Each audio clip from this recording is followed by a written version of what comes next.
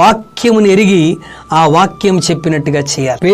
ప్రభు శిష్యులతో అంటాడు కానాను పెళ్లి విందులో, మీరు 6 రాతి బాణలు పెట్టండి, అంచుల మట్టుకు నీళ్లతో నింపండి, ఇప్పుడు ముంచుకొని తీసుకుని వెళ్ళి పెళ్లి ప్రధాని యుద్ధకు తీసుకుని వెళ్ళండి అంటే ముంచే వరకు కూడా నీటిగానే ఉన్నది.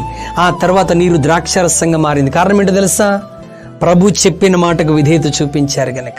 ఎలీషా నయమానుతో అంటాడు, నీ వెళ్ళి యోర్దాను నదిలో 7 సార్లు మునుగు. 7 అన్న మాటలో అద్భుతం లేదు, యోర్దాను నదిలో అద్భుతం లేదు.